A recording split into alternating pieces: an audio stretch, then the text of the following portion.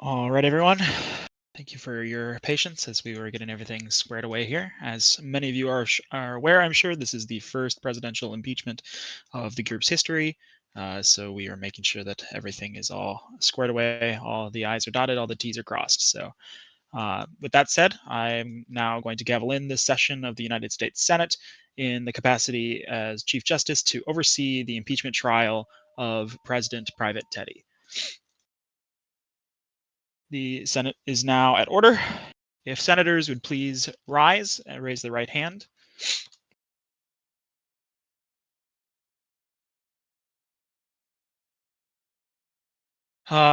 Just for sake of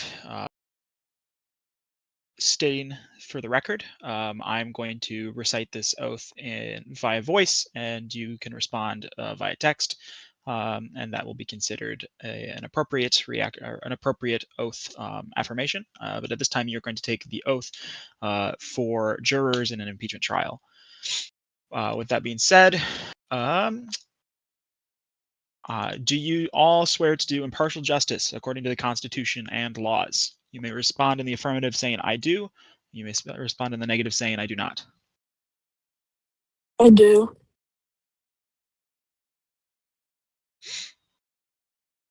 All right. Having heard from all senators, thank you. You are now sworn in as jurors. You may be seated. At this time, following the accordance of the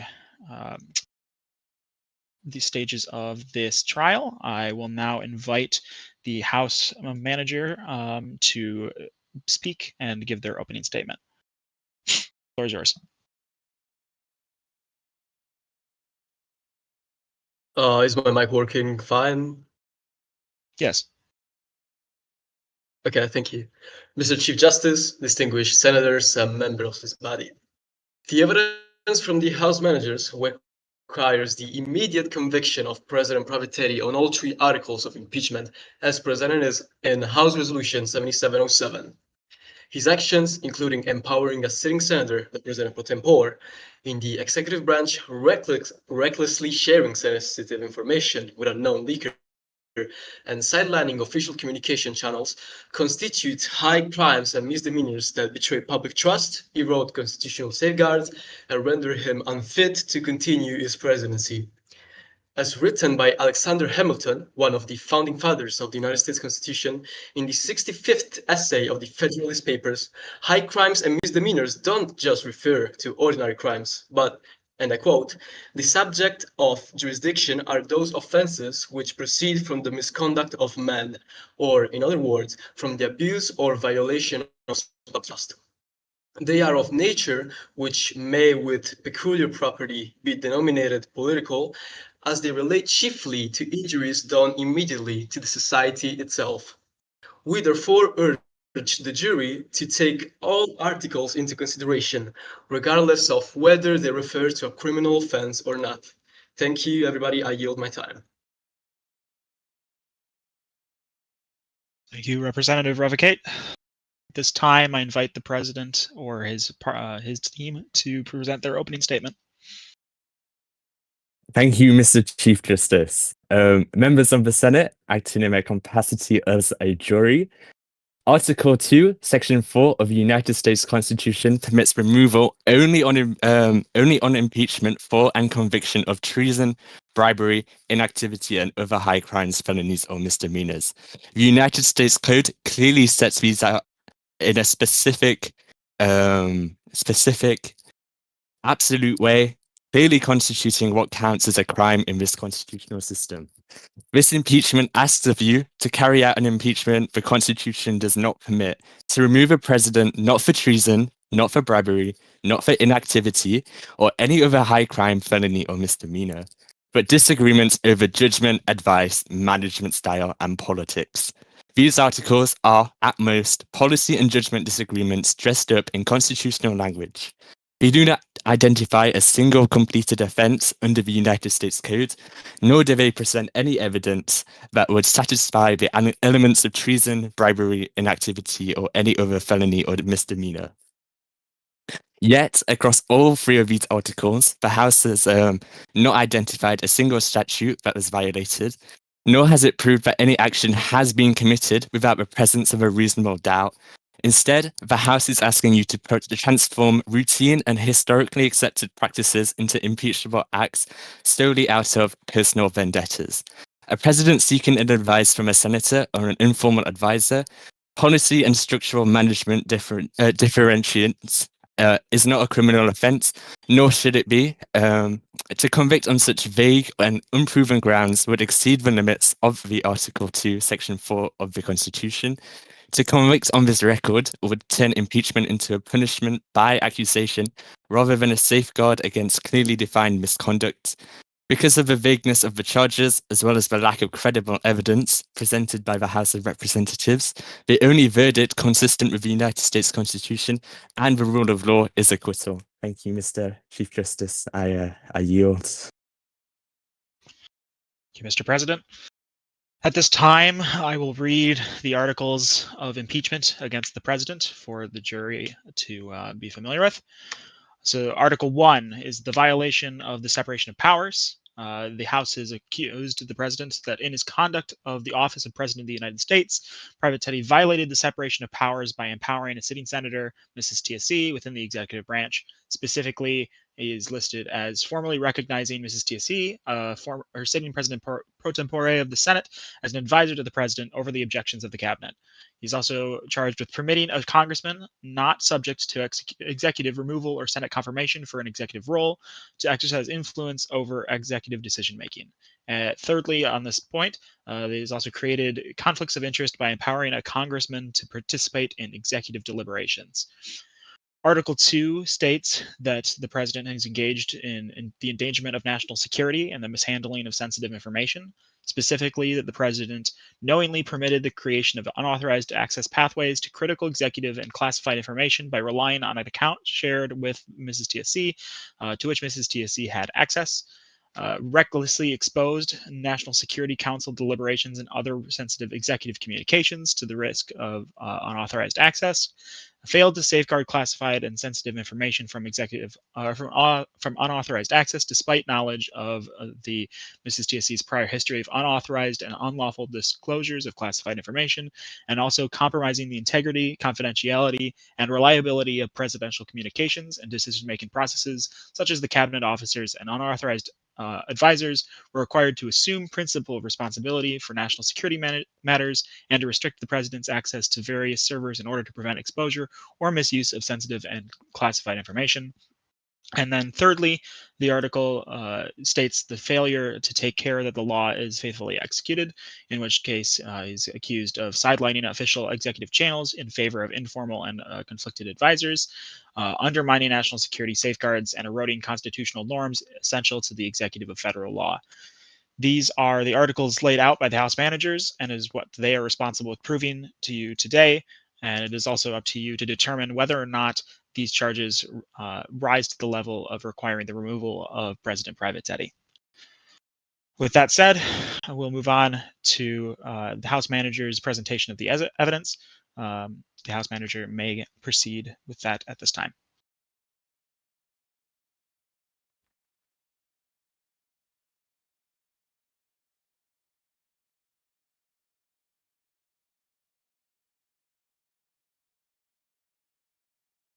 Representative, you can stand at the right down at one of these speaking, if you so please, just for clarity's sake. Thank you.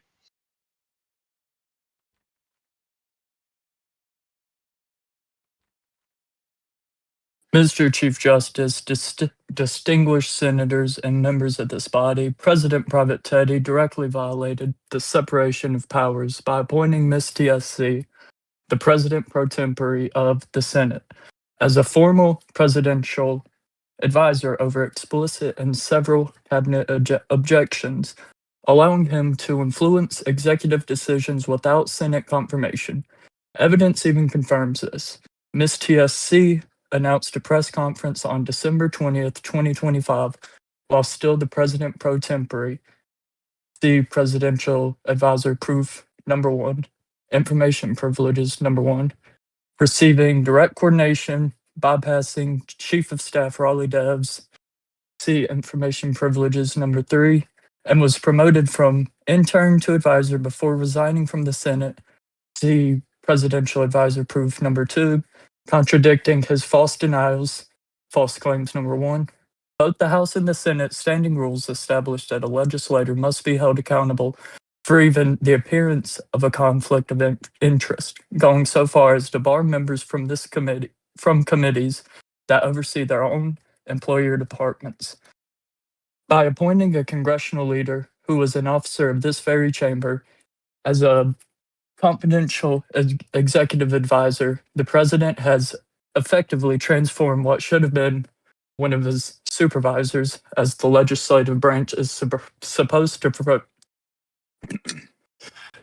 prevent executive overreach, into one of his subordinates. This decision created a situation that allowed the executive to exert influence over and gain information and intentions from the very body charged with its oversight.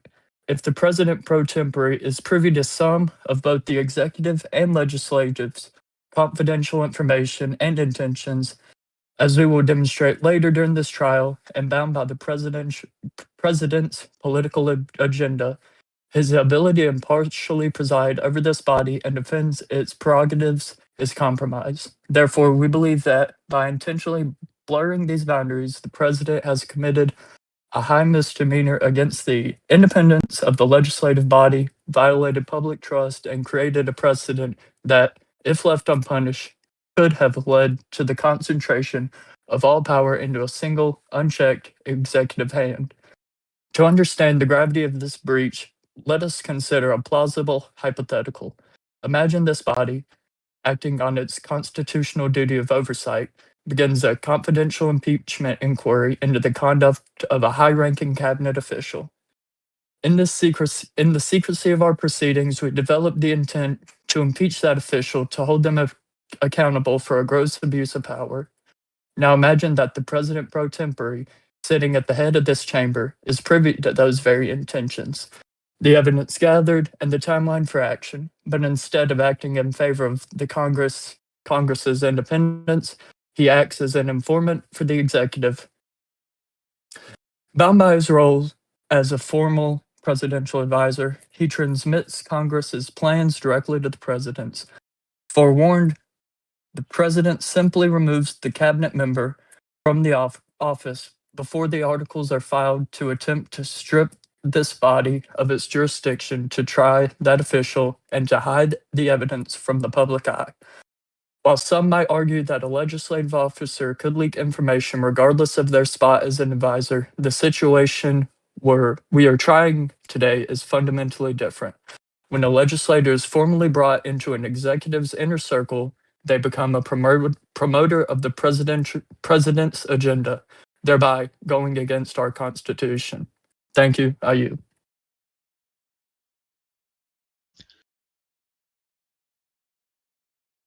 You're representing what, Mr. Chief Justice, distinguished senators and members of this body. President Pravetteri has put our national security and country as a whole in jeopardy by gaining access and binding his Roblox account to a Discord profile owned, check all shared account evidence, by former President pro tempore, presidential advisor, and non-formal leaker, check admission of guilt, MRS TSC. By doing so, Pravetteri enabled TSC to access said Discord profile with the president's Roblox account linked to it, providing them with a chance to access most department servers and various classified and controlled unclassified information. This constituted a severe risk for what was the status of national security back then, as a conflicted advisor with a history of leaking classified information publicly had the chance to access almost any department server and document. The presidential cabinet also had to step in and adapt precautions in order to not permit said profile to access various sensitive servers. Upon entering office, the president has to swear to faithfully execute the office of the President of the United States and preserve, protect, and defend the Constitution of the United States. By utilizing said account whatsoever, the President failed to ensure the protection of a constitutional clause, taking care that the laws be faithfully executed, significantly hindering national security. The President himself also, in what was supposed to be his resignation statement, stated, and I quote, "I do admit that my recent encounter with a crime put national security in potential jeopardy, and that is why I must take accountability and resign, just as I have advocated for members of my cabinet throughout the presidential term." The president's own admission that his actions place national security in potential jeopardy is an understatement of the reality created. By granting a known leaker access to sensitive information, the president did not merely create a risk, he created an active vulnerability. National security was not in potential jeopardy, it was fundamentally compromised the moment he joined with that account. The subsequent retraction of his resignation serves as a secondary betrayal of his constitutional mandate. Having publicly acknowledged his role in a crime that endangered the state and his refusal to follow through on his promised accountability also undermine his ability to serve. When the president admits to a crime, acknowledges the resulting danger to the country, and then attempts to cling to power by rescinding his resignation, he proves himself unfit for the office. Congress must now take the president at his word regarding his guilt, while correcting his record regarding the severity of the damage. This jeopardy was not potential, it was absolute. Thank you. I yield the floor to Mr. Gianluca. One moment before Representative Gianluca begins. Thank you both for your statements. I just wanted to direct the senators that the evidence that is being referenced can be found within the Senate impeachment channel for impeachment Private Teddy, that you can find at s-impeachment-private Teddy, if you would like to refer to this in real time or as we go through the deliberation process. Thank you. You may continue, Representative.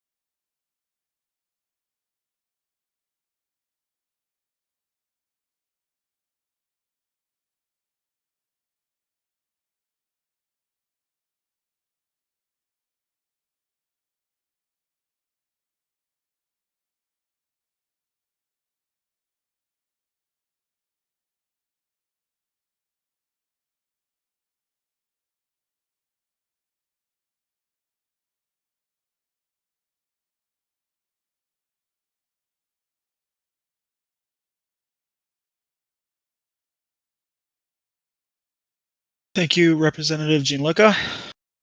That concludes the presentation of evidence from the House managers. We'll now move on to the president being able to provide his presentation of evidence. Mr. President and/or your team, you may take the floor. Thank you, Mr. Chief Justice. I'm going to go through each article and just go through and defend myself. So, Article 1 that I'm being impeached for, separation of powers. Okay. The Constitution vests executive power in the President of the United States and empowers the President to require an opinion of the principal officers and their departments, and to nominate and consult a wide range of officers and advisors. Nowhere does the Constitution or Code prohibit the President from seeking advice from members of Congress or other officials, nor does it define such consultation of a crime. Nor does it define such consultation as a crime. Advising does not constitute exercising executive power. Recognizing an advisor and the advice they give does not transfer legal authority. Cabinet secretaries retain their offices and all formal EOs remained with myself or appointed officers. I specifically highlighted to my cabinet when Mrs. TSC was advising me not to give any sensitive information to him or indeed give any access to channels where sensitive information may be stored. You can look into evidence number 5A. I'll read that out to you. Here's the announcement sent on the sent some time. Moving on, I would like to clarify my stance on Mrs. TSC. Mrs. TSC is solely serving as an assistant to the president, assisting me with press conferences, providing the administration's progress to the American people. Nothing more. Please do not give TSC any sensitive information regarding your departments, and please come to me directly with any concerns. Seeking advice from a senator is not a crime, not a felony, or not a misdemeanor. The House has not fulfilled the burden of evidence needed for a conviction, and I know this because they haven't identified a single statute that constitutes such a violation, nor any other crimes outlined in the constitutional clauses. Without a clearly defined offence, the grounds for impeachment becomes a label for political disagreement, not a constitutional ground for removal. Group precedent has confirmed this with a variety of individuals serving in advisory positions throughout history while serving in Congress. For example, my Vice President, Revocate, consulted the advice of Representative Nick Verhoeven and other congressional leaders when it came to Vice Presidential 101 crash course. And I have routinely took the advice from other representatives, including Nick Verhoeven, when it came to the White House Office of Congressional Affairs. If advice becomes a crime, so it shall be. Secondly, Mrs. TSC did not engage in any formal executive deliberations. They had no access to the executive office of the president's server, nor did they have access to White House staff channels. The only privilege granted to the former advisor was a rank in a Roblox group, and all advice was informally provided to me in DMs, which have been released to the public to view. Thirdly, in regards to point 3, the House of Representatives have failed to specifically and conclusively name which conflict of interest is present. This misunderstands where conflicts of interest regulations sit in the constitutional structure. The House's Rule 6, Section 1C, regulates representatives' conflicts of interest, as is the case with Senate Rule 7, Section 1. These provisions highlight that conflicts of interest are policed by the internal workings of the legislative branch. So any concerns about a senator's participation in advisory consultations ought to be properly addressed through legislative discipline and recusal rules, not by treating the president's legal decision to seek a wide range of advice as an impeachable defense.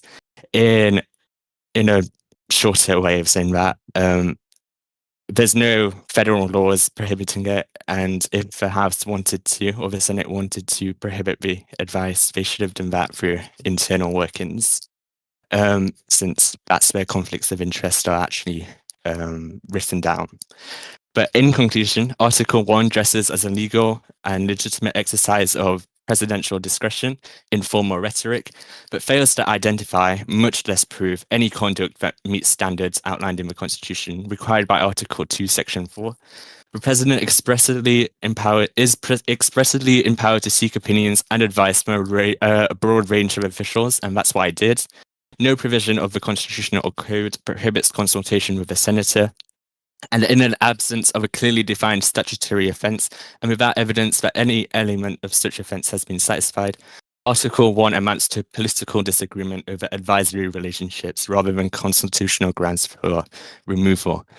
Pointing to evidence, I just want to address a few things. The most recent press conference announced by Mrs. TSC was, I have the power to delegate to individuals. Due to the unforeseen circumstances of my account being banned, I decided to use the route of Mrs. TSC to announce my urgent press conference due to the urgent nature of it. Especially, this was before I added Vice President Revica on Snapchat to communicate with more ease. Mrs. TSC was solely the fastest route I had to schedule a press conference. If we look at evidence 1A, that's me giving Revica my Snapchat on the 21st of December, and the press conference was announced on the 20th of December. It is my duty to keep the American people informed on the status of my account, and due to the urgent nature of it, I found it beneficial to use TSC instead of using the OSF USA President at gmail.com, which I actually only have access to on my PC. So I literally had no access. I was on a walk. I Snapchatted TSC to schedule a press conference for when I was home. Evidence 2, if we to address the oh wait, hold on. I'm getting all riled up. I'm just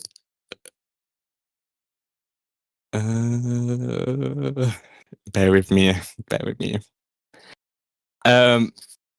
The House managers allege that Mrs. TSC knew information before I released it in the capacity of an advisor. Simply, so when it comes to information privileges number 2, why would I consult the cabinet I was about to fire about the memorandum that fires them? With this piece of information, I consulted Mrs. TSC, the White House Chief of Staff, Tyler Carr, and Sheriff Nathan. All of these have experience in public affairs and indeed managing the country. I took the advice of TSC and Nathan and decided to go ahead and dismiss actively rebelling cabinet members, as is my executive right as head of the executive branch. And the United States cabinet remains serving at my pleasure. There's nothing more to really say to that. If you look at evidence 2A, 2B, 2C, that proves that I consulted a wide range of advisors when it came to dismissing Quadash, literally Brent, and Secretary Aquatic for undermining constitutional principles, collective cabinet responsibility, and all that good stuff. I'll answer any more questions on this later when we get to the questioning bit. But moving on to Article 2, National Security and Sensitive Information. I'm alleged to have endangered national security by use of an account which another person had access to and failed to safeguard classified information. The United States Code contains explicit offences for disclosure of classified information, disclosure of controlled and classified information, and espionage. Each of these require actual communication, transmission, or disclosure of protected material to constitute the definition of a crime. In other words, I'm being impeached for the potential of the potential. Like, it's the potential that, I don't know, I have to word this. It's a potential that a 30-year-old man may do dodgy things. If that is not a crime in itself, you need to actually do the dodgy things to, as like what's the words? An analogy. Okay. Okay, moving on. Each of these require the articles submitted by the House of Representatives have no actual alleged disclosure. The article repeatedly uses risk-based language, but never alleges that any specific document or communication was in fact accessed or disclosed to an unauthorized person. In addition to this, the risk that sensitive information could have been accessed was minimal.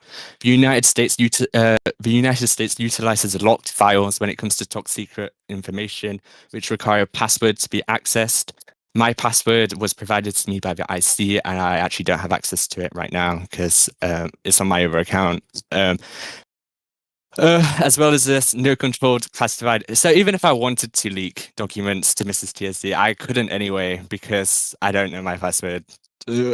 This password is, as well as this, no controlled classified information is stored in servers that can be accessed through the official servers link. The shared account joined very few servers. None of these stored classified information. The servers joined were Congress, the National Archives, the Judicial Branch, and the Department of Defense, which currently has no blocked link activated to it, so I can't even update in the DoD server. The shared account, there's been no evidence to suggest that any access, any evidence, any classified material was accessed, and the account was not invited to any intelligence servers where the classified information is stored, nor was it invited to the controlled executive office of a president server. Secondly, no statutory elements are pleaded. There is no claim in this article that I communicated, furnished, transmitted, or made available any classified information, and we failed to prove any documents that were accessed. We're just going off of, I don't know, vibes, I guess. The article itself concedes that cabinet officers and authorized advisors assumed responsibility and restricted access to the shared account, which was utilized for a total of 10 minutes from 7:09 to 7:19. The system safeguards functions and no concrete risk or harm is identified. In conclusion, Article 2 solely describes theoretical risks, not any completed offence under the United States Code. Nor does it identify a single leaked document, a single unauthorized access to a document. In the United States, officials are impeached for what they do, defined crimes, not for the worst case hypotheticals. And with this, it's my view that the burden of evidence has not been sufficiently met to convict on Article 2. I just want to address some of the evidence that has been provided to the Senate. So, information privilege is free. Wait, no. Shared account, okay. All classified information are managed by the IC.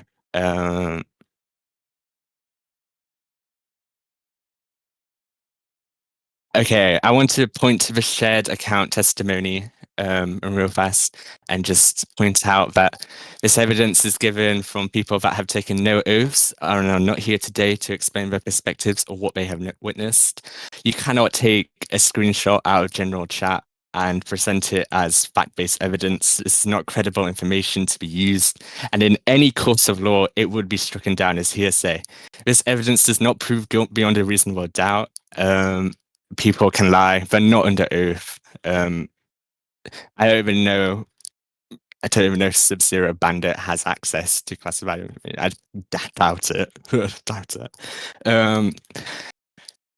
And for transmission of information from private executive channels, as the President of the United States, I have the sole power to declassify information. This is what I did when I shared the piece of political dirt on Milo Lama to the news from Organized Dayan. This was not leaking classified information, as the moment I shared it, it became declassified. This was about being transparent about the nature of the Department of Homeland Security and their inner workings. When Ronnie Debs said that was from the presidential server, this was not under oath. Again, although the information was from the presidential server, I declassified it when I was sharing it to the media. Therefore, it's not a case of private executive channels being shared when it was the intention of me, the president, and the manager of the private executive channel making it public, as is normally the case when things are shared with the news. As well as this, it is known that I did not share anything classified with PSC, and this was regularly conveyed to members of the cabinet. If you bear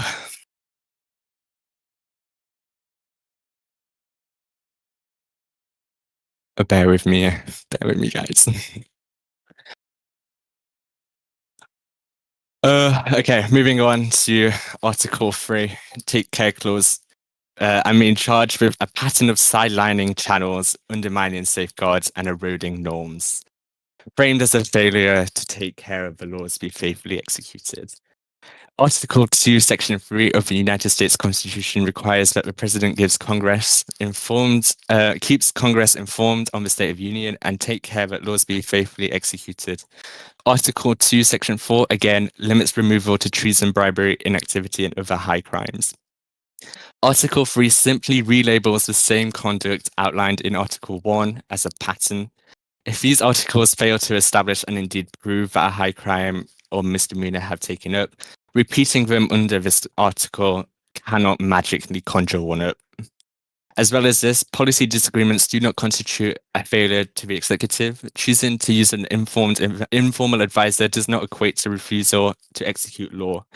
There is no allegation presented that suggests I ordered congressional sanctioned laws not to be enforced, or obstructs law enforcement, or indeed violated any specific statute as obstruction of justice, obstruction of a congressional investigation, or an abuse of office.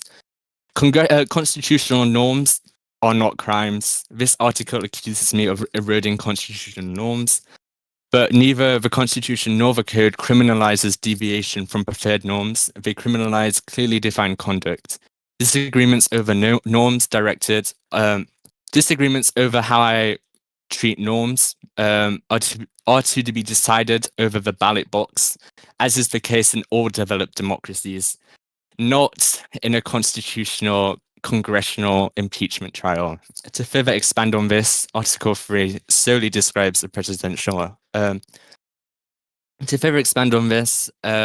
Article 3 of the impeachment solely describes a form of presidential management system, which remains a political question rather than a legal one. Whom I consult on policy initiatives remains at the discretion of the president. In other words, Article 3 attempts to convert contested policy judgments into a pattern of misconduct, yet it fails to identify any refusal to enforce a statute under the United States Code, any obstruction of law processes, or any offences under the United States Code. The Take Care clause does not empower the House to impeach every time it disagrees with how the executive makes a decision or how it reaches that decision, or how the executive branch discretionarily uses its power as is empowered by the United States Constitution. Moving back to the evidence, the House managers mentioned that I sidelined Raleigh Devs when it came to press conferences. This has been completely taken out of context. So if you look at if you have a gander at my evidence document, you're all lost. Okay, hold on. Okay. No, I did not share uncontextual. Okay, wait, hold on, let me explain. So I'm being accused of sidelining Raleigh Devs when it came to hosting press conferences. So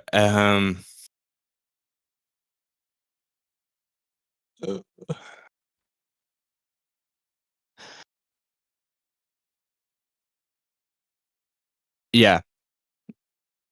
So if we take a look at information privileges number 4,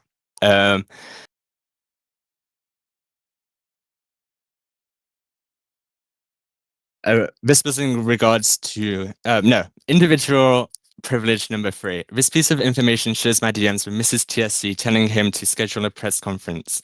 If you look at the timestamp, the 16th of November at 4:52 EST, which converts to 7:52 PM GMT, and pair it with the wider context of OSF USA, we would know that Raleigh Devs announced his resignation, which was indeed forced, at 6:37 PM EST, which converts to 12:37 GMT. I gave Raleigh Devs 2 hours to resign, which means he was asked to resign at a similar time I sent this message to TSC telling him not to schedule press conferences with Raleigh. With this taken into consideration, it is indeed the case that Raleigh Devs, at the point of me telling TSC to schedule things with me, had already been told to resign and was at this point outgoing. This screenshot highlights me telling TSC not to waste their time by scheduling events with a fired White House chief of staff, but rather consult with me while we were in the process of appointing a new one. This message was in regards to the press conference we hosted regarding Tyler Carr as White House Chief of Staff and explaining the announcement of Rolly Devs. This screenshot alone does not prove that I sidelined Cabinet on a systematic level, but rather sidelined a fired White House Chief of Staff in the process of resigning. If we look at information privileges number 4, where TSC tells Rolly Dev that he knows things. This was in regards to Rolly Dev's vice presidential campaign. This had nothing to do with me. The Bupa Revocate campaign reached out to Mrs. TSC to help undermine their opponents by utilizing the press. The information TSC was taunting Rolly with was the fact he got fired, which TSC planned to use in the media at the request of the campaign, which he had knowledge of from his capacity as serving as an advisor. On the firing of Rolly Devs, I consulted Vice President Andy Cipelli and Mateus for advice. Andy Cipelli was upset with how coordinated White House staff was, and Mateus, who was serving as the Vice President's Chief of Staff at the time, had previously voiced similar concerns about disorganized leadership. Mrs. TSC was not consulted on the firing of Rolly Devs before it was made public, but was made aware to help handle the press backlash the administration received. What TSC did in his free time on the 20th of December 2025 as a private citizen while I was banned has no connection to the time as an advisor.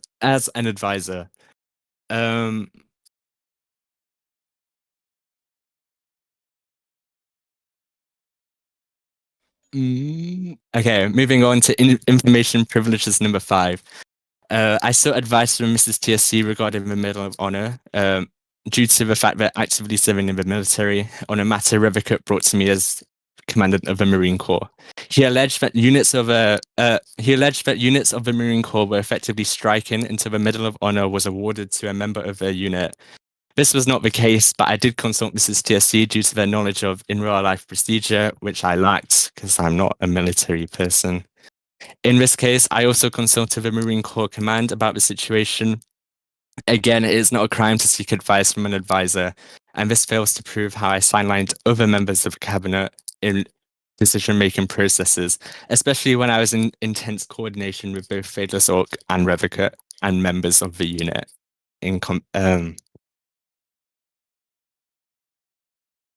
Do we have anything else? Okay, moving on.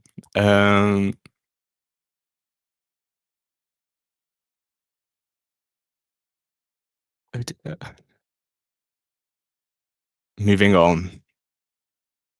In any other legal proceeding, such vague accusations would not survive a motion to dismiss.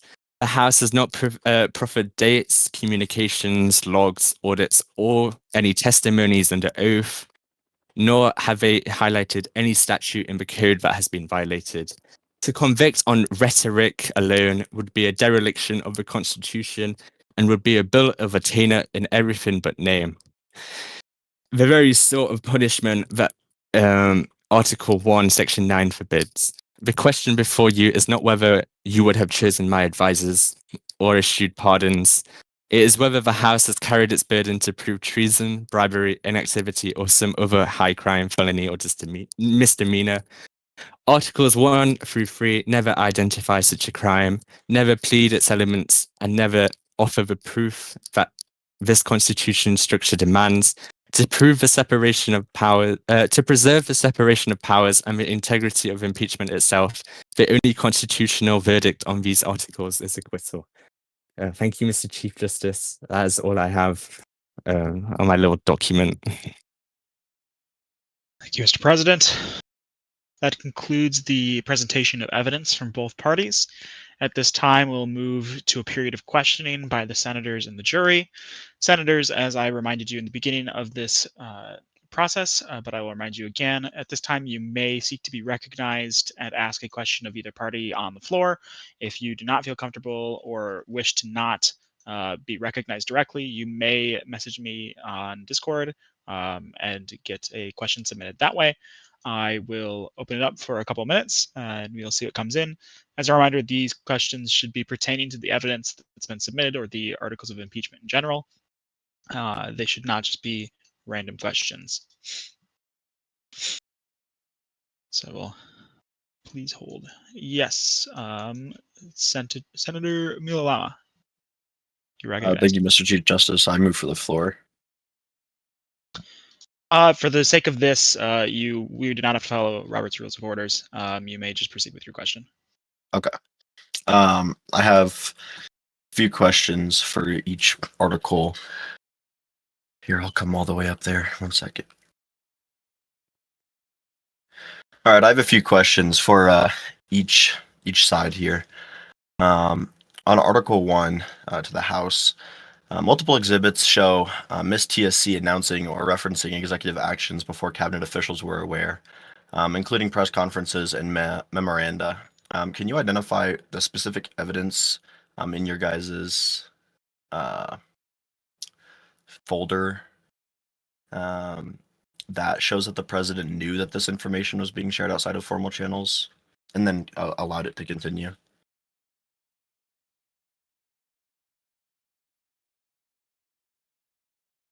Representatives, you may respond.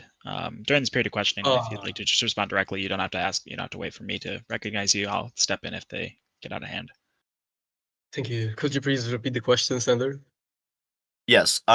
There's multiple exhibits that show Ms. TSC announcing and referencing executive actions before cabinet officials were aware, including press conferences and memoranda. Can you identify which specific evidence shows that the president knew that this information was being shared outside of formal channels and allowed it to continue?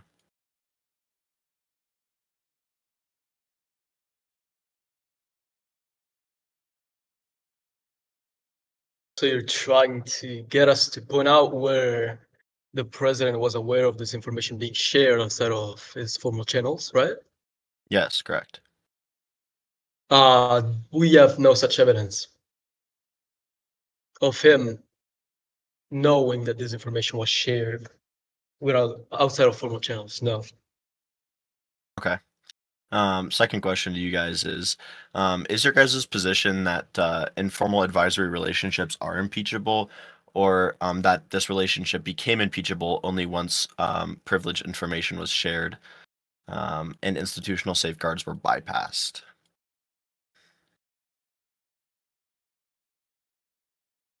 Could you once again repeat the question, please? Pardon me. No, it's okay. Is it the House's position that this informal advisory relationship is impeachable, or that the relationship only became impeachable once privileged information was shared, allegedly, and institutional safeguards were bypassed? So the House firmly stands on the fact that a president having the sitting president pro tempore of the Senate as his advisor is something that he can be impeached for. We provided you an example in our speech, which we also linked. So you guys can go and check that out in deliberation.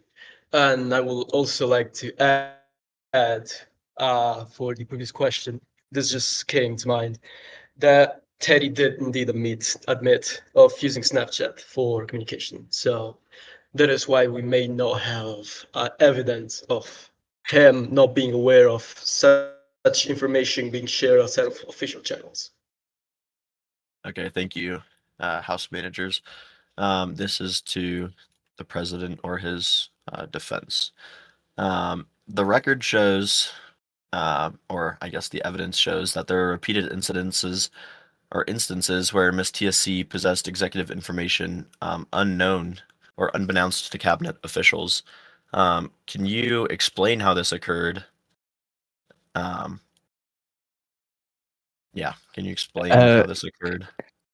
How TSC got access to privileged information? Not necessarily privileged information, but just information just unknown to cabinet officials. unknown to cabinet. Well, considering that TSC didn't have access to the executive office of the president ever since it's classified, and I don't like sensitive information getting out, that's why they were never invited. Most of our informal advice took place in DMs, which have been released. Maybe the directness of the DMs, the D stands for direct, kind of, highlights how other members of the cabinet didn't know about it since it was direct. If that answers your question. Sure, why not? Yeah. I then- directly asked for advice from my advisor in direct messages.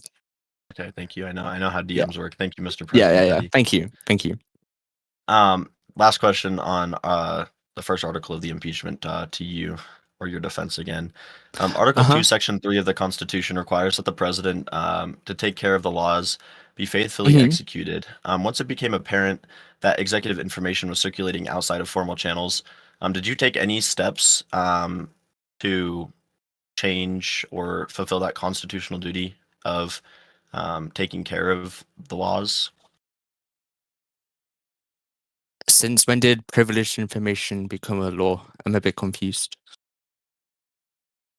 You just stated in your previous statement that there was information shared outside of executive channels. Yeah, political information. That was when. I'm confused on what you're asking. Are you saying so did once I it stop became Mrs. apparent Tis? that executive information was circulating outside of formal channels, were any actions taken to fulfill your constitutional duty to take care of the laws faithfully? You know the oath that you took when you became president? Yeah, I'm struggling to see how we're kind of bundling this. I never shared any privileged information. Well, I never didn't shared say any privilege. Mr. President, I never said privilege. I said executive information. Executive information. Can you point to it? If the president doesn't have an answer, does not understand the questions, he can simply say that he can't or does not understand to answer it. This is not meant to be a back and forth to that extent. Okay. Thank you, Mr. Chief Justice. I'll reword it. I'll reword it to be more specific for you, Mr. President. Please, thank you. You said in your statement, the opening statement, that you declassified a photo from the executive information. Yes. With Miss TSC. Is there any record of you declassifying it?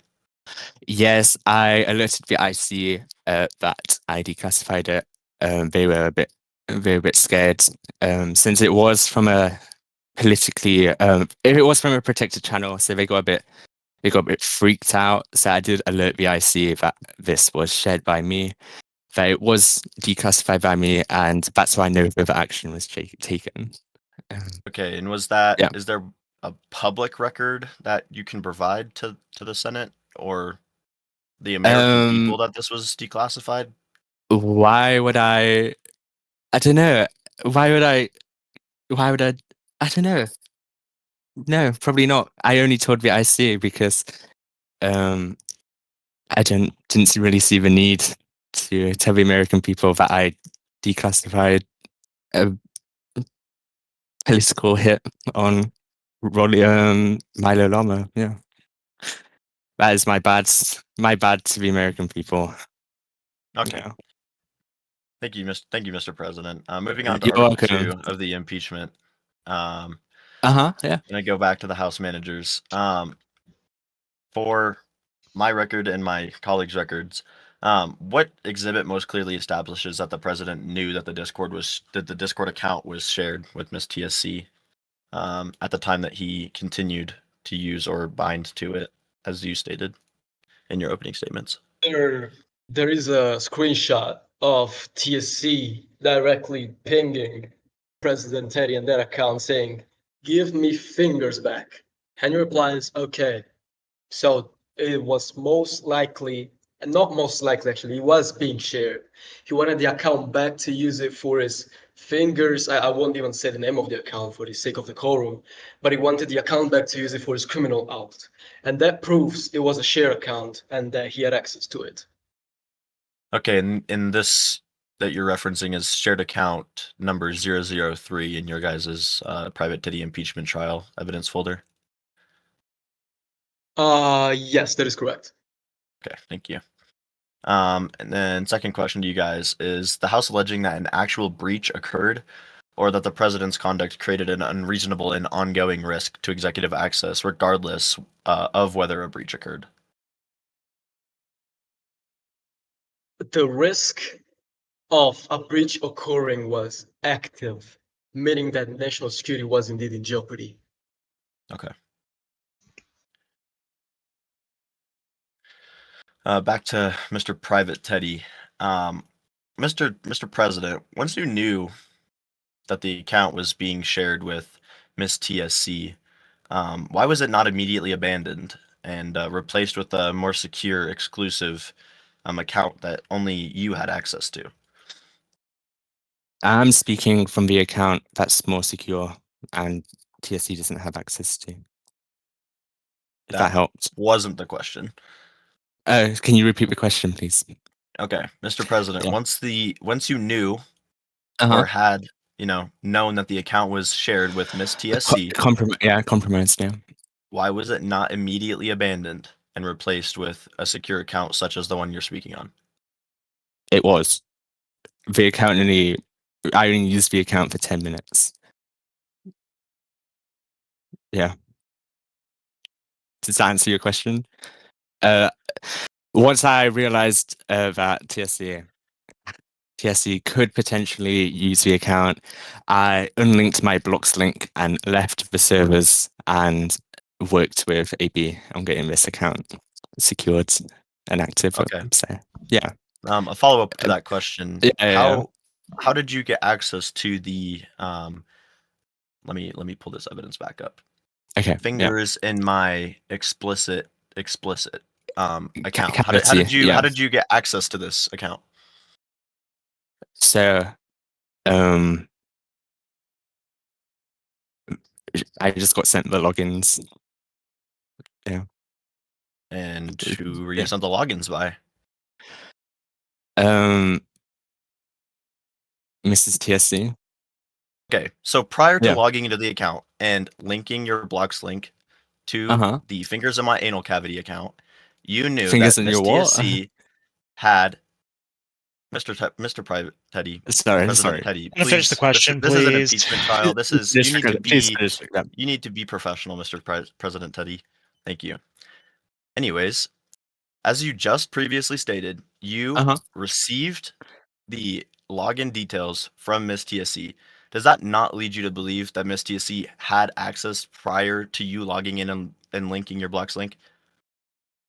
No, I didn't know which account I was logging into. I just got sent the email. So you're just aimlessly logging into accounts that known leakers have access to. No, I was logging into the account from the President pro tempore of the United States Senate, which has an oath and an NDA, which has been signed. So that's what I was logging into. Thank you, Mr. President. Thank you, Mr. You're President. welcome. You're welcome. Back to the House managers. Under Article 2, Section 3, the President has an affirmative duty to ensure that the lawful and secure execution of executive functions. How does the continued use of a known shared account constitute a failure of that duty, even if no breach ultimately occurred? Because there was a constant risk, as President Private Teddy just admitted, of MRSTC logging into that account, joining any department server, getting his roles and grabbing documents and pasting them in general chat, like they admitted with doing with that FBI document 4 years ago. There was an active risk and national security was in jeopardy. And this would have caused an FBI investigation, as the United States Code would have been broken. Okay. Thank you, Mr. Revokit. Moving on to Article 3 of the impeachment articles. This is to you guys again, the House managers. What evidence establishes that the information later published publicly originated from a private executive channel and that Ms. TSC had access to the channel at this time, or at that time?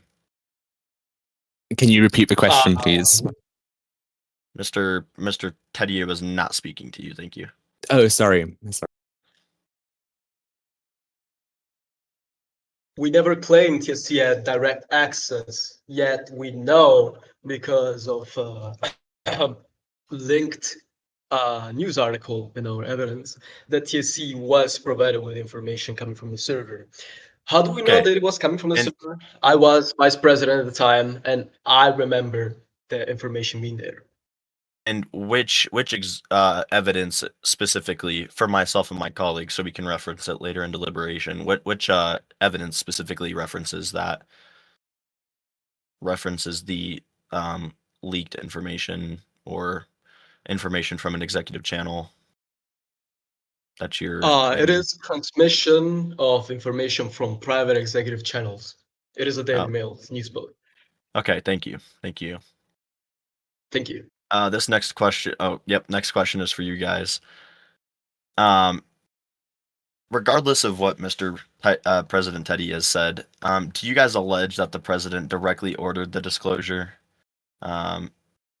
or that he knowingly enabled access to this information? Yes. Okay. Sorry. Let me read this real quick. All right. And how does allowing an individual with access to private executive channels to operate a public news outlet without safeguards implicate the president's duty under Article 2, Section 3 to ensure faithful execution of laws? Even if it wasn't, direct access? Well, this will be not interesting and known leaker with screenshots coming from private executive channels for them to post them on the news to undermine the reputation of a cabinet member, which they allegedly, as mentioned in their 70 pages of DMs, fired, or actually, my bad, forced to resign. Okay.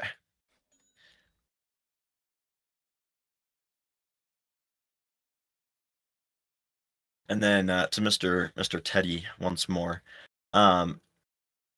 Even if you did, Mr. Teddy, authorize the disclosure and declassify it, as you say, how does permitting access satisfy the obligations imposed by Article 2, Section 3 of the Constitution?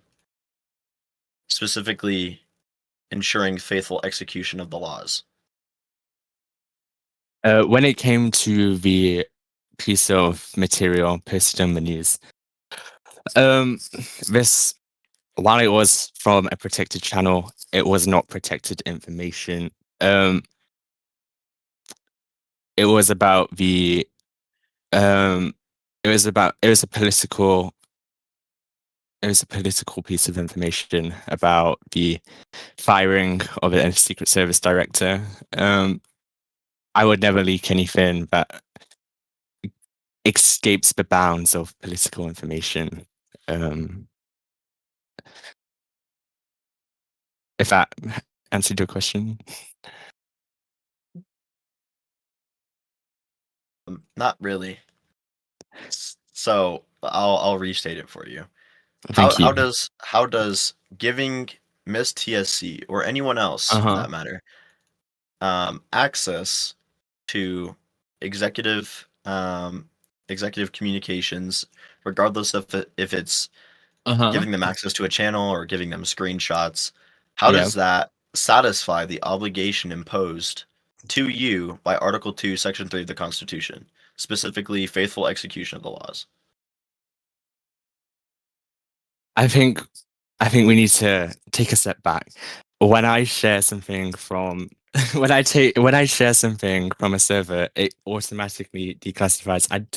I see know that they knew that there was no law to uphold because there was no law being broken. I haven't broken the law. It's not a crime to release information that's declassified. If that helps. Mr. Private Teddy, Mr. President Private Teddy, are you saying right now on the record that you sharing something to someone automatically declassifies it? Oh my god. Automatically declassifies it. We can ask the IC. Yeah, I declassified it and then shared it. That's why the IC Okay, didn't press. That's why the Mr. that's why the President, that IC is not didn't what you show. just said. Mr. President, that's not what you just said. and That's That's not why my I just. That's question. what I just said. That is what I Mr. just said. President, you clearly just said on the stand, on the record, that you can take a screenshot of anything and send it to anyone, and it's automatically declassified. When Do it you comes stand to by when it comes to the server, it's a little bit more complicated with that. You need to let the IC know, but in effect, yeah. If that helps. All right. Thank you, Mr. President. Thank You're you, House welcome. managers, You're and thank you, welcome. Mr. Chief Justice. Jesus Christ. Thank you, Mr. Chief Justice. I yield my time back to the.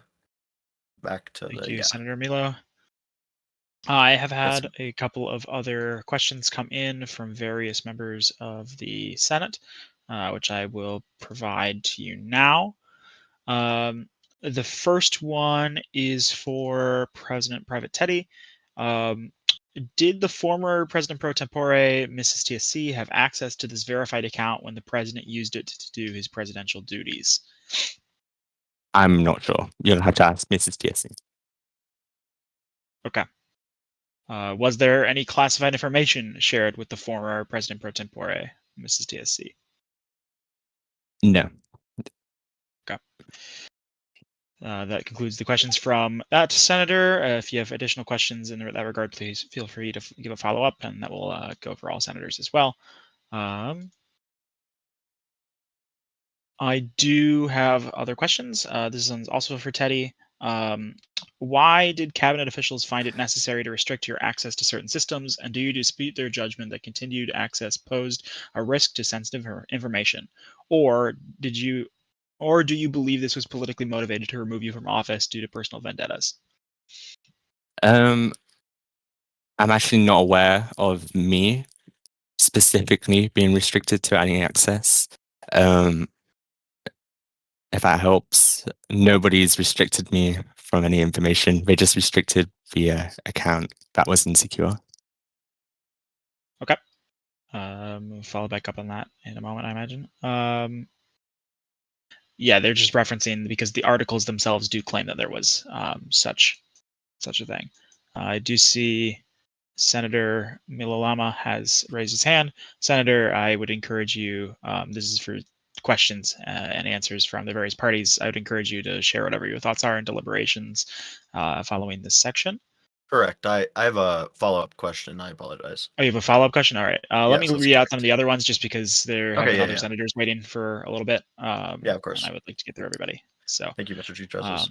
Yep. All right. There's a few more questions as well. I'll move to the House managers for this one. These particularly pertain to Article 1. So the House managers, the first question is, if the president's intent was purely for Mrs. TSC to assist with press conferences, why was she formally ranked as a presidential advisor in the White House staff group? I'm sorry, that was intended for Private Teddy. I will ask that in a second. Okay, actually, to the House managers. Sorry, formatting was weird. You charge the president with blurring constitutional boundaries. Outside of a generalized breach of trust, can you cite a specific statute or written rule in effect at the time that explicitly prohibited the president from seeking advice from a legislator? Again, no, it doesn't go against any statute, but the jury can interpret this thing as we've also cited. I believe, let me actually get them right now. Pardon me. Mm-hmm. The 65th essay of the Federalist Papers, in which Alexander Hamilton, which is one of the founding fathers of the Constitution, says that high crimes and misdemeanors also refer to breach of public trust and something which injures the society itself. So it is a political question which is up for interpretation by the jury. So no, there are no actual statutes. They did have a follow-up question in regards to the Federalist Papers as well. They asked, if the president's actions were reckless but not illegal, does the House maintain that removal from office is the only appropriate remedy? Yes.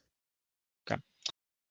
They also ask, given that there are Senate rules for their procedures, specifically Senate Rule 7 and House Rule 6, that bar members from committees overseeing their executive employers, why do you feel that these internal firewalls are insufficient to prevent a conflict of interest? Because in this case, Private Teddy, the President of the United States, had MRSTC, the President pro tempore of the United States Senate, as a direct advisor. Again, we've made an hypothetical at the end of our speech in Article 1, which we urge the Senate and the public to review. That will get you to understand this whole situation and our point better. Okay, thank you. Moving on to Article 2, aside from the potential, quote unquote, for a breach, do you have direct okay, I think we was covered. We do not have direct evidence of a specific instance where Mrs. TSC used the shared account to access or disclose classified information without the president's knowledge. Is that correct? Yes, that is correct. National security was indeed in jeopardy because the risk was constant. Yes.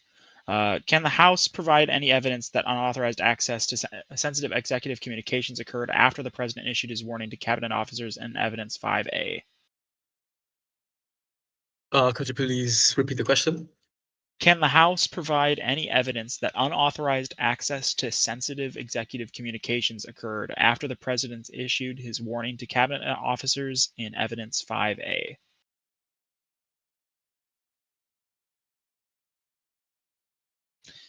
I believe 5A We might, in could this give case, be some. referring to President Private Teddy's document.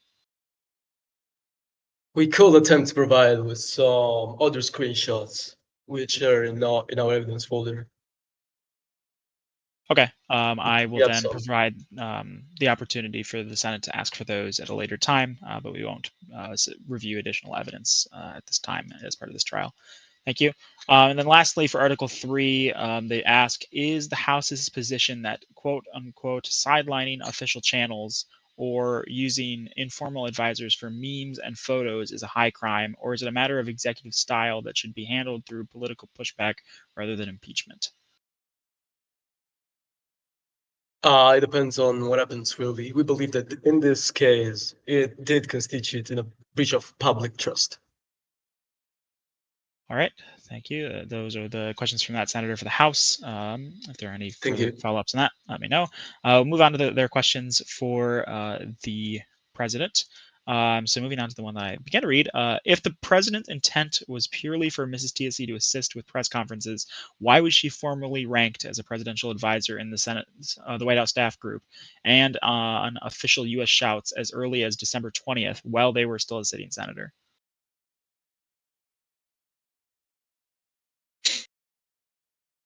Just to clarify, President Teddy, that is for you. Do you repeat the question, please? Yes. If it was your intent for Mrs. TSC to assist with the press conference purely, why was she ranked as a presidential advisor in the White House staff group and also listed so on official USA shouts as early as December 20th while she was still a sitting senator? Thank you for this question. I didn't know TSC put presidential advisor onto the announcement. I was still banned, but I did rank TSC presidential advisor in the group, so she'd have access to the White House staff group for the press conference. He was really helpful. But I received no official advice from TSC during the brief period he was ranked as advisor on the 20th of December through the 25th of December. All right. If that answers, yeah. I believe that answers the question, yes. Do you believe that allowing a sitting member of Congress to use official executive communication channels to announce press conferences on behalf of the administration erodes public trust in the separation of powers? Again, I wasn't aware that they titled themselves presidential advisor. That reflects TSC. Not really. I just needed the announcement pushing through in an urgent matter, as I highlighted. Yeah. Evidence 2A shows Mrs. TSC pressuring the president to quote unquote announce an acting commandant. does the president contend that a senator directing the timing of executive personnel announcements constitutes quote unquote assisting the press rather than quote unquote executive decision making?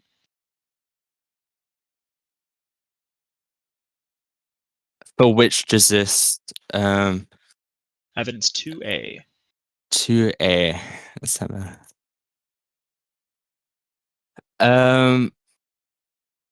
that was not that was in regards to Fadeless Orc.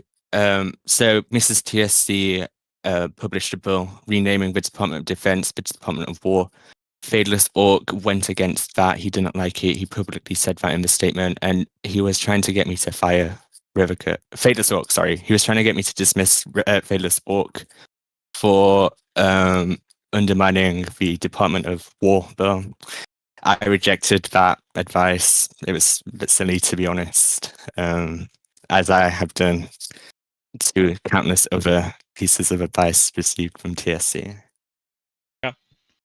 And then the last one in regards to Article 1 is by appointing an officer of the Senate, that being the President pro tempore, to an executive role, do you believe that you effectively transformed a legislative supervisor into an executive subordinate, therefore compromising the Senate's independence?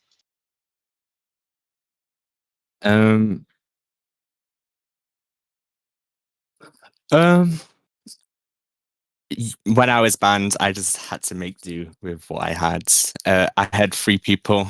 I had 2 people on my Snapchat account. If anybody's interested, Organized Owen 5443 and Mrs. TSC. So to push an urgent press conference out, instead of running home from my fields in the village to get to my laptop, I just used TSC. I hope that answers your question. I do not believe that blurs constitutional boundaries. Yeah. Next, in regards to Article 2, just a couple questions here. In Evidence 5A, you warned departments not to give Mrs. TSC, quote unquote, any sensitive information. If you recognized her as a security risk, what specific technical measures were taken to ensure that she could not access sensitive communications that were that the shared account had access to? The shared account had no access to any sensitive information. The House has only contended that it had the potential. There was a very small potential. It had no access to any classified information, and nor did it join any servers where classified information was present. And yeah. Okay. And then, for sake of decorum, I will also not repeat the name of the account. However, they ask, why did you choose to use the shared account to access OSF servers rather than a secure private alt? Were you aware that this account allowed them to bypass server security requirements, such as the phone number verification? No, nobody told me about the phone number verification system. I didn't know that existed. I've tried to use this before to get into OSF, and it said verify your phone number. I only have 1 phone number. I don't have burner phone numbers like some, because I'm not about that life. But yeah, I didn't know you could bypass security mechanisms. Okay. And then lastly, in regards to Article 3, they state that evidence 2B shows that you were stating that you were tempted to, quote, fire them, but it might make things worse. Do you believe that your constitutional duty to, quote unquote, faithfully execute the laws is subordinate to your desire to, quote, avoid political drama? Yeah, I do believe that political drama should be avoided at any cost, and so should not upholding the laws. That should be avoided at any cost. I'm not sure what question's asking.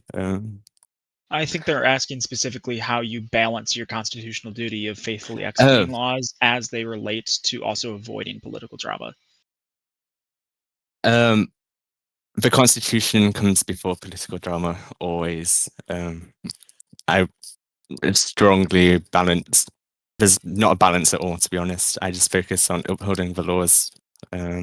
Drama is just a byproduct, and it's a political product. Okay. Yeah.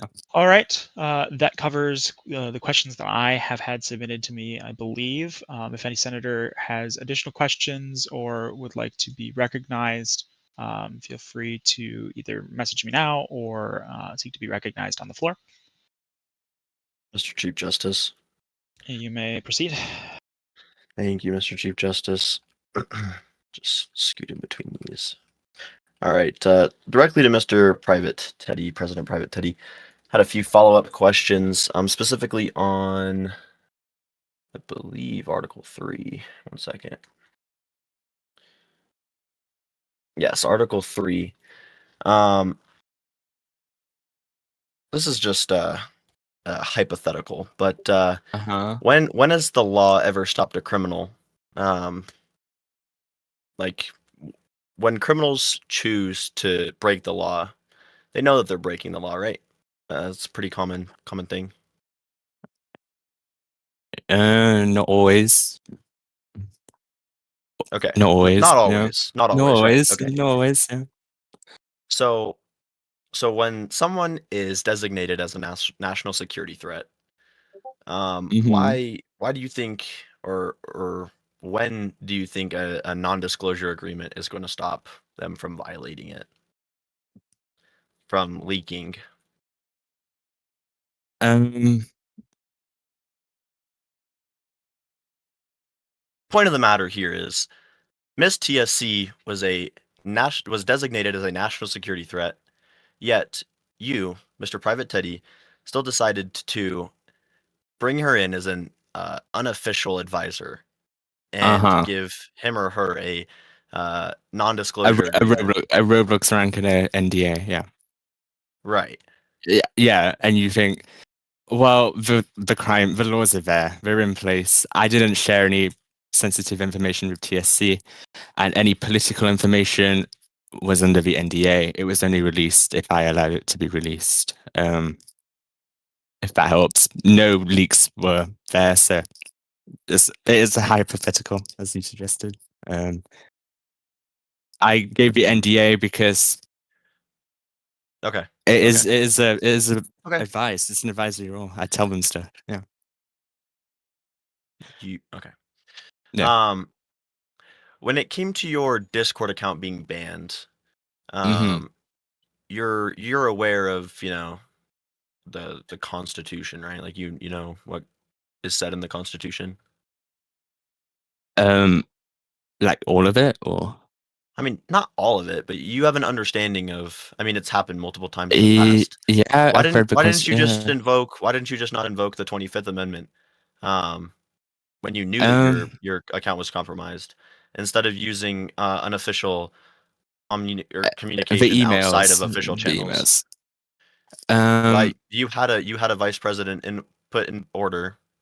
Why did we not just? It was a personal decision. A personal decision. Okay. Personal decision not to invoke the 25th. Yeah. I used the emails. osfusapresident@gmail.com. And that's how I communicated. Would you say that was an official? Yeah. It's owned by AB. Communication line. Yeah. I'd say it's pretty official. It's owned by AB. I think the email's still there. Somebody signed it up to Washington Post mail list, so it's a bit flooded. But... Gotcha. Sorry, that's irrelevant. Right. Yeah. In our earlier questioning, you said that you told the intelligence community that you declassified the photo of Organized Owen DMing you something or said something in a channel. Is that correct? Pardon? Earlier in our questioning, you said that you told the intelligence community that you declassified the photo that was released to the media. That's correct. Yeah. Okay. Yeah, that's correct. Just a second. Trying to find the evidence here. The intelligence community was notified that I released the information. Okay. And And did you receive any word from the Director of National Intelligence on the declassification? We used. I spoke to the NSA. No, I spoke to the FBI about it. You spoke to the FBI about it. Since they're the ones that investigate intelligence breaches. Okay. And are you aware that Section 5, Subsection 5, Subsection C, Subsection I, Subsection 2, and Subsection C of the Intelligence Community Revitalization Act of 2022 requires a consensus from both the Director of National Intelligence and the President to declassify an item? I was actually not aware of that, but Okay. Abu Hamid Okay. was notified as well after it was After it was released. So,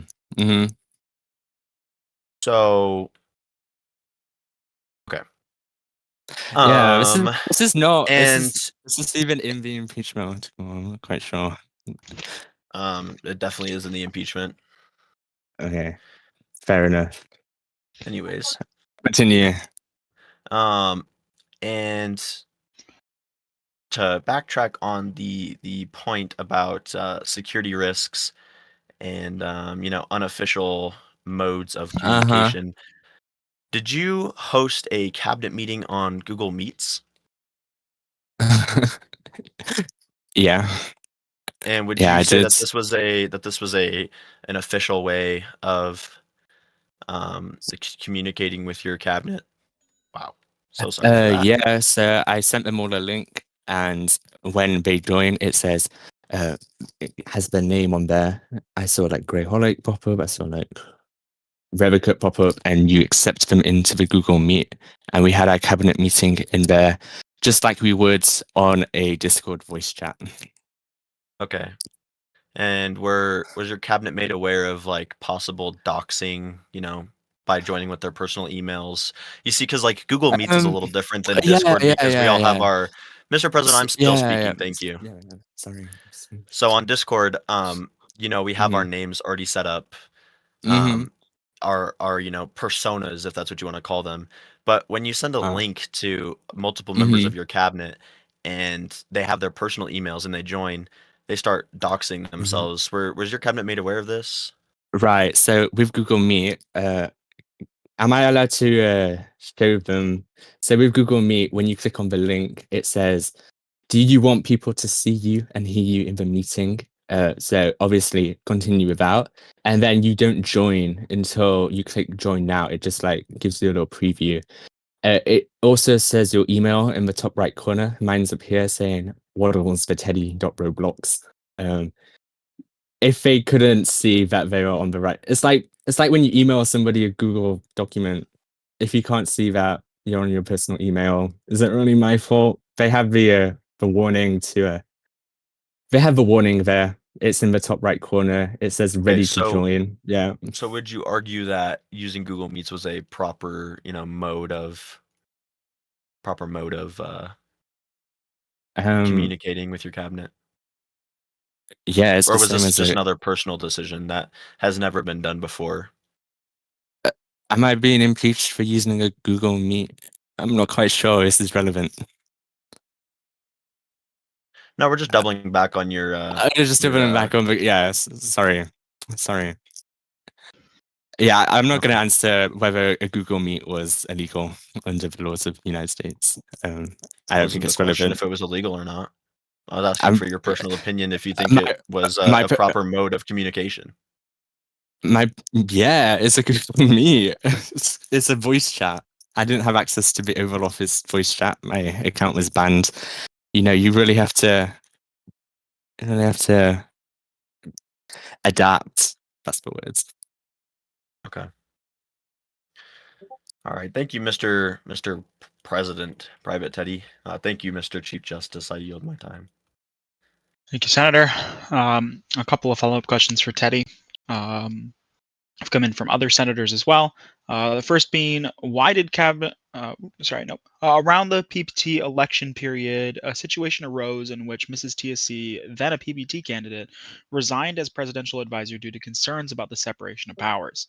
Although they later clarified their position, this did not fully satisfy public concerns. Do you understand why the continued involvement of this individual, even in the ways described, may have been questioned by the public and could have eroded public trust?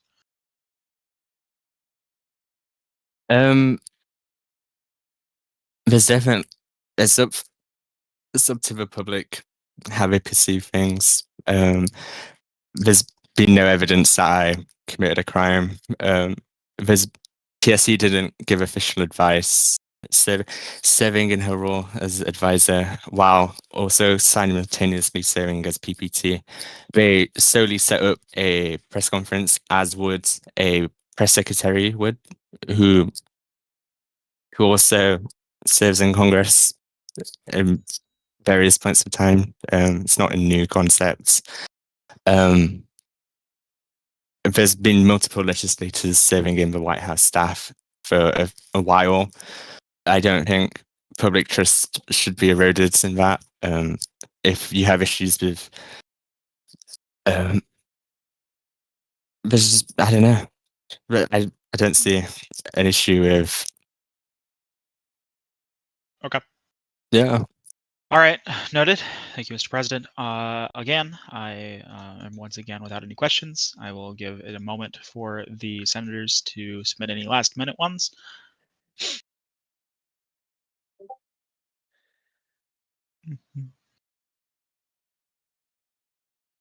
All right, seeing no one is jumping for the chance to the opportunity to ask another question, I will consider that the jury is now satisfied with the answers from both parties. So thank you both for your time for the questions. At this time, I will allow for the closing statements from each party. So, Private Teddy, you may begin with your closing statements. Bear with me. Bear with me.